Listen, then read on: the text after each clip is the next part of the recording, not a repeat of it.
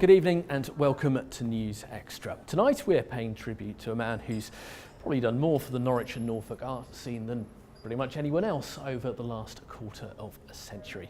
Peter Wilson's stepping down as the Chief Executive of the Norwich Theatre Royal after 25 years in the role.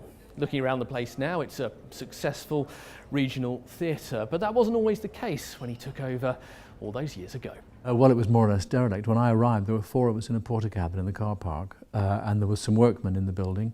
This was February of '92, and we didn't open until November of '92. So the whole of that summer was spent overseeing the refurbishment work. He got it open again after 2 years of it being sadly neglected. When it shut down in whenever it was, 1989, we went to the tent. The theatre arts courses carried on throughout. So we sort of shared an office for about a year while the theatre was being refurbished. So we got to know each other pretty well. We opened with Tom Jones, I think, and the Sid Lawrence Orchestra. Now there's a double you don't hear very often. And we had the Birmingham Royal Ballet in doing Nutcracker, and then Lionel Blair came that first winter to do Cinderella. And since then we've done 2,500 productions over the 25 years. We've sold 10 million tickets to 10,000 performances. So it's been a busy, busy theatre. Because in those early years, was there ever a point where you thought, I'm not sure we can turn this round, I'm not sure we can make a success out of this? Never for one moment. I always thought this would work. The key to it is that there are 1,300 seats. So if you do have a production which really works, you can make enough money on Friday and Saturday to pay for the empty Monday and Tuesday. On 400 seats, 500 seats, 600 seats, you can't do that. But I knew that if we did it properly, that there would be enough money eventually. And certainly that first pantomime with Lionel Blair, we took a lot of money, and that kept us going for a little while. And then in, I think, the summer of '94, we had Arcadia from the National Theatre with Felicity Kendall, Bill Nye, Rufus Sewell, Harriet Walter, directed by Trevor Nunn, Tom Stoppard's new play, National Theatre. That made us a lot of money. And we kind of, we ticked over until the Ring cycle in the summer of '97. And then the game became something else. It became much less about survival and much more about ambition. So how do you go about turning around a theatre that just over 2 decades ago was simply struggling to survive, but now hosts some of the biggest names and biggest shows in the business? Well, it seems there's no one simple way to success. Everybody wants to come into the theatre is reaching out into communities in an incredible way. Peter has reached across the whole of the country so that some of the very best work produced in the UK has a home here in Norwich, and that's so exciting.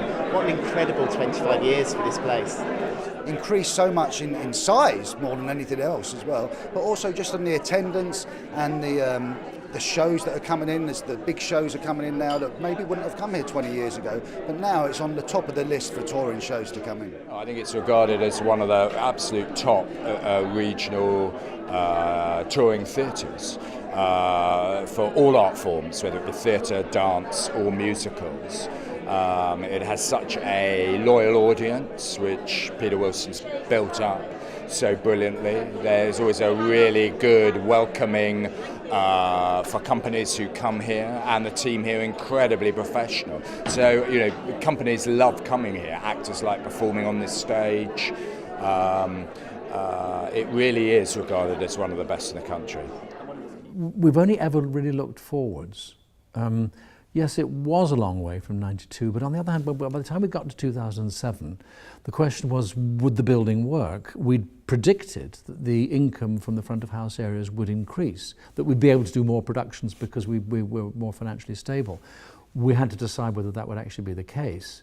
And by the time we got to 2008, our education department, which had started with the work with the Norwegian National Opera Ring in 1997, had grown to a size in which it needed its own building. So in 2008, with the derelict chapel and the education department bursting out of the Theatre Royal, my question to the trustees was, could we combine these two?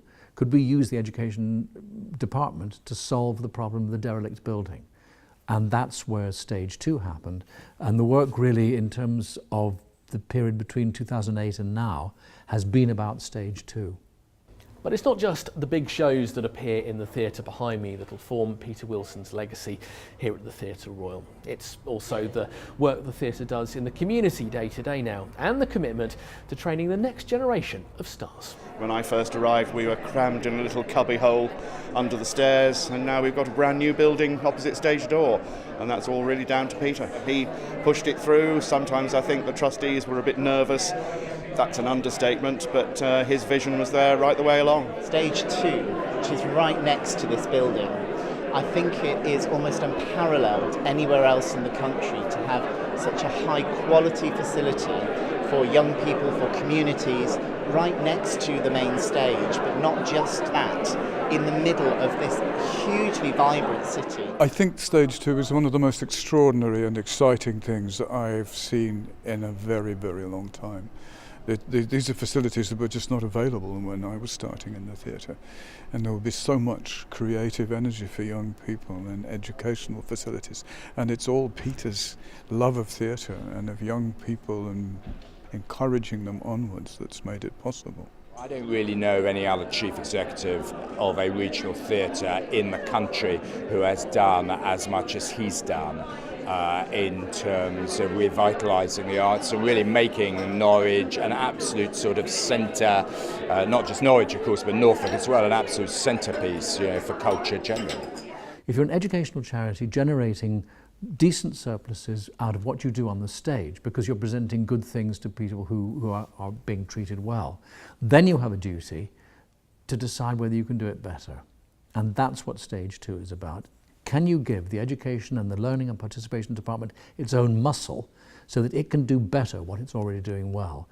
And it was never a question of legacy. However, by the time the trustees said in June of 2015 that they were prepared to commit the Theatre Royal's finances to building Stage 2, then my thoughts turned to, all right, now I need to start planning my own departure, because it's necessary, once this building is open, that it gets handed over as early as possible to somebody who has fresh energy. One of the biggest tributes being paid to Peter is the naming of the theatre at the Stage 2 building in his honour, that helps to train up the next generation of young actors and actresses. But the tributes have been coming from all across the world of showbiz. Very inspirational to me. He's helped me a good deal through my show business career while he's been here. I have the highest respect and admiration for his thoughts, his genuine enthusiasm in theatre and the arts, which has been very beneficial to the city of Norwich and to Norfolk. It's not usual for a provincial theatre to be as successful as this, but also to have its influence on such a wide area. The Norwich Playhouse, Sea Change, the George's Great Yarmouth, and so many things, and it's all due to Peter's extraordinary energy and just for his love of the job, and it's infectious. He was fantastic. He was funny. He was inspirational in what in his comments. He was great to have around in the fact that he let you go your own way and didn't direct you back down a particular passage. But it was a joy to work with. John Paul Getty said, if you want to get rich, right, you have to rise early, work hard, strike oil. And the oil here is Norfolk and Norwich. There's a very deep well of loyalty towards the institutions like the theatre, like the football club, like the cathedral, like the museums and galleries and so on around Norfolk. The key to the Theatre Royal actually is that deep well of loyalty. We have 11,500 friends. It's 9,000 friends more than the national average. And that shows you how much people value these great institutions, whoever is running them, interestingly. Is there a formula? No, there's no formula other than rise early, work hard, strike oil. So that's 25 years of Peter Wilson, the man who helped turn a struggling regional theatre into one of the most successful of its kind in the whole country.